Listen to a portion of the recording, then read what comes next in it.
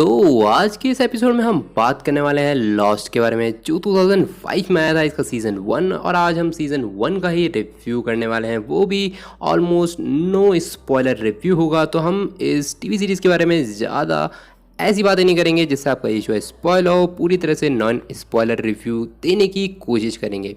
तो ये TV series आई थी 2005 के अंदर और उस हिसाब से ये टीवी सीरीज़ अभी भी देखने लायक बहुत ज़्यादा अच्छी है। इसमें टोटल 25 एपिसोड है सीज़न 1 के अंदर। तो चलिए अब बात करते हैं इसी टीवी सीरीज़ के सीज़न 1 के बारे में।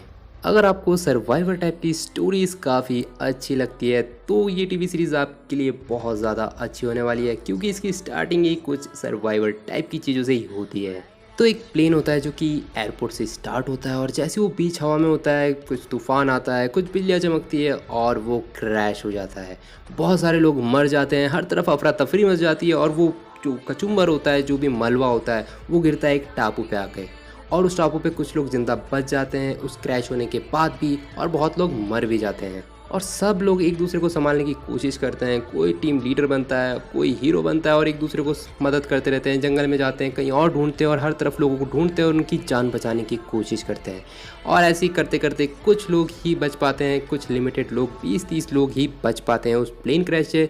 बाकी बहुत लोगों की मौत हो जाती है उस क्रैश के अंदर और उन लोगों के पास बाहरी दुनिया से कांटेक्ट करने के लिए कोई भी सोल्यूशन नहीं होता है। वो प्लेन में सारा चेक कर लेते हैं लेकिन वो कनेक्ट नहीं हो पाते हैं बाहरी दुनिया से और वो इसी टापू पे फंस के रह जाते हैं। तो वो सोचते हैं कि किस टाइप से हम यहाँ पे इस टापू पे सर्वाइव कर पाए, तो वो उस टाइप की चीज़ें ढूंढने लगते हैं। और कुछ दिन बीत जाने के बाद भी अगर वो सर्वाइव नहीं कर पाते तो वो अलग अलग चीज़ें ढूंढने लगते हैं जंगलों में, और जंगलों में अपना अलग ही ग्रुप बना के रहने लगते हैं। और जैसे कि आपको पता ही है कि दुनिया में अच्छे लोग भी है और बुरे लोग भी है। तो वैसे ही जो इस प्लेन क्रैश में बच जाते हैं, जो 20-30 लोग बच जाते हैं, उसमें से कुछ अच्छे होते हैं, कुछ बुरे होते हैं। कुछ का बिहेवियर बहुत अच्छा होता है, कुछ का बिहेवियर थोड़ा ही अजीब सा, ख़राब सा, रूड सा होता है। तो ऐसे ये लोग सर्वाइव भी करते हैं साथ साथ रह के, और ऐसी ऐसी चीज़ें भी चलती रहती है। कोई कुछ और सोचता है, कोई कुछ और सोचता है, कोई लीडर बनने के बारे में सोचता रहता है, कोई अच्छाई करने के बारे में सोचता रहता है।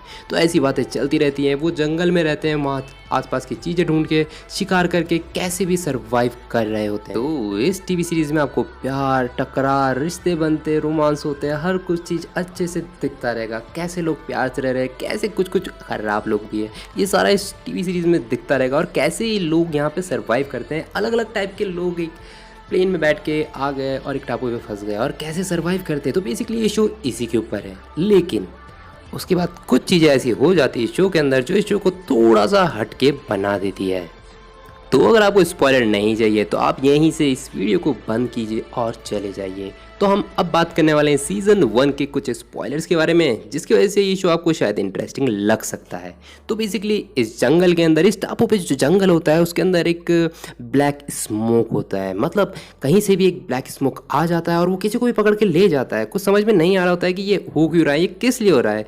मतलब ये नॉर्मल सी दुनिया है, इसके अंदर एकदम से ब्लैक स्मोक कहाँ से आ गया। वो जंजीरों से किसी भी आदमी को खींच के अपने साथ ले आता है और ऐसा होता रहता है। लेकिन ये लोग उस टाइम स्टार्टिंग में ध्यान नहीं देते हैं। सीज़न 1 के एंड तक होके आपको स्मोक की कुछ कुछ खबरें देखने को मिलेगी। इसी के साथ दो लोग जंगल में घूम रहे होते हैं जो कि इसी क्रैश हुए प्लेन के अंदर सर्वाइव किए होते हैं। और वो जैसे ही ज़मीन में देखते हैं उनको एक गेट दिखाई देता है, एक बंकर सा बना हुआ होता है जिसका गेट होता है, जो कि ज़मीन के अंदर मिट्टी के नीचे दबा हुआ रहता है। वो फाइनली उसको फाउंड करते हैं और उसके बाद उसको खोलने की कोशिश करते हैं, लेकिन वो अंदर से बुरी तरह से लॉक होता है। तो वो सोचते हैं कि कैसे वो इस बंकर के अंदर घुस सके और जान सके कि ये क्यों बनाया गया इस टापू पे। इसके अलावा जो तीसरी चीज़ है जो कि मोस्ट इंपॉर्टेंट है हमारे सीज़न 1 की, वो है द अदर्स। द अदर्स मतलब अदर्स लोग जो पहले से इस टापू पे रह रहे हैं। जब वो सर्वाइव कर रहे होते हैं तभी उन्हें पता चल जाता है कि यहाँ पहले से भी कोई रहता है जो कि द अदर्स है, जिससे कि सब लोग डरते हैं और वो अदर्स इनके लिए जान का खतरा बन सकते हैं। तो ये कुछ 2-3 चीज़ें थी जो हमें सीज़न 1 के अंदर देखने को मिलेगी और काफ़ी इंपॉर्टेंट सी हो जाएगी और हमें इस शो को सर्वाइवर शो से बदल के एक मिस्ट्री और थ्रिलर वाले शो में बदल देगी। तो क्योंकि ये एक नॉन स्पॉइलर रिव्यू है तो हम आपका ज़्यादा कुछ स्पॉइल नहीं करेंगे। हमने कुछ छोटी मोटी बातें बताई और थोड़ी बहुत स्टोरी बताई है सीज़न 1 के बारे में। तो ये था सीज़न 1 का रिव्यू। मेरे हिसाब से ये शो काफ़ी सही है। स्टार्टिंग थोड़ी स्लो सी है, लेकिन जैसे जैसे आप आगे जाएंगे, आगे सीज़न में बढ़ेंगे, आपको ये शो काफ़ी अच्छा लगने वाला है। सीज़न 1 में 25 एपिसोड है जिसको देख के आपको बहुत ज़्यादा मज़ा आने वाला है। IMDb में इसकी रेटिंग 8.3 है जो कि इस शो को बहुत अच्छा शो बना देती है।